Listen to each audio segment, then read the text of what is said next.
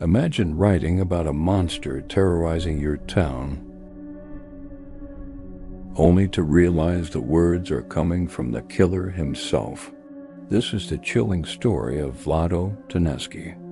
In the small, close-knit community of Kičevo, North Macedonia, life moved at a slow, predictable pace. Everyone knew their neighbors, shared stories over coffee, and felt safe in their routines. But between 2005 and 2008, that safety shattered. Elderly women widows living alone, vulnerable and forgotten by much of the world, started vanishing without a trace. At first, whispers spread. Maybe accidents, maybe they wandered off. But then the bodies turned up. Strangled, bound, abandoned in remote spots, or hidden away like discarded trash. This wasn't random violence. It was calculated, personal, and it gripped the town in fear.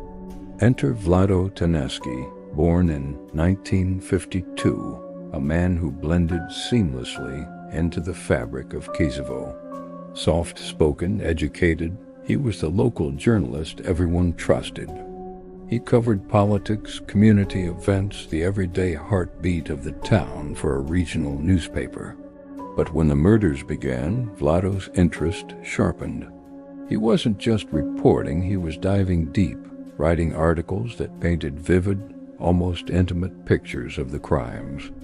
His pieces described the exact methods of killing, the way the victims were bound, the ligatures used, how their bodies were positioned in degrading poses. Details that made readers gasp. But here's the twist that sends chills down your spine. Some of those details hadn't been released by the police. Not to the public, not to anyone.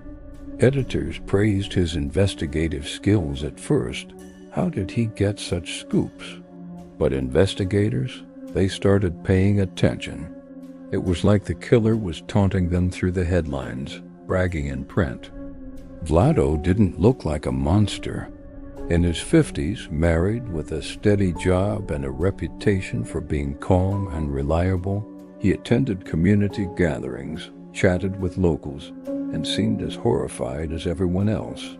But beneath that facade simmered a lifetime of pain. Neighbors later whispered about his childhood, growing up under the thumb of an abusive, controlling mother who humiliated and beat him, even into his adult years. She loomed over his life like a shadow he couldn't shake. And the victims? They all bore an eerie resemblance to her elderly women, living alone, vulnerable, just like she had been in her later days. Psychologists pieced it together. Later, this wasn't about random targets. It was a twisted revenge, a psychological unraveling where Vlado symbolically killed his mother over and over. Each murder was personal, fueled by unresolved rage and trauma that had festered for decades.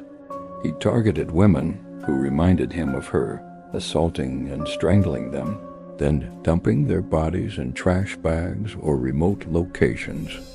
The attacks weren't for money or thrill. They were an attempt to reclaim control from a past that haunted him. As the body count rose, 3 confirmed. With suspicions of more, the town lived in terror. Women locked their doors, families checked on elders. And all the while, Vlado's articles kept coming, each one more detailed than the last. He inserted himself into the narrative, reliving the horrors through his words, feeling a rush of superiority as he hid in plain sight. He was organized, socially integrated, a rare breed of killer who maintained a normal life while committing brutality in the shadows. In 2008, the police acted quietly. They searched Vlado's home and found items belonging to one of the victim's personal belongings that sealed the connection. DNA evidence followed, linking him directly to the scenes. The arrest sent shockwaves through Kičevo. The man who'd been informing the town warning them about the killer. Was the killer? Friends, colleagues, even his family couldn't believe it. How had this respected journalist, this pillar of the community, harbored such darkness? Before his trial could uncover more, Vlado was found dead in his cell, an apparent suicide by drowning in a bucket of water. Questions died with him. Why these women? How deep did the trauma run? What we do know is this: some killers don't lurk in alleys. They walk among us, hiding behind jobs, reputations, and even the stories they tell. Vlado Taneski didn't just report the news, he was the nightmare behind it. If this story gave you chills, like and subscribe to Fatal Truth for more tales of hidden monsters.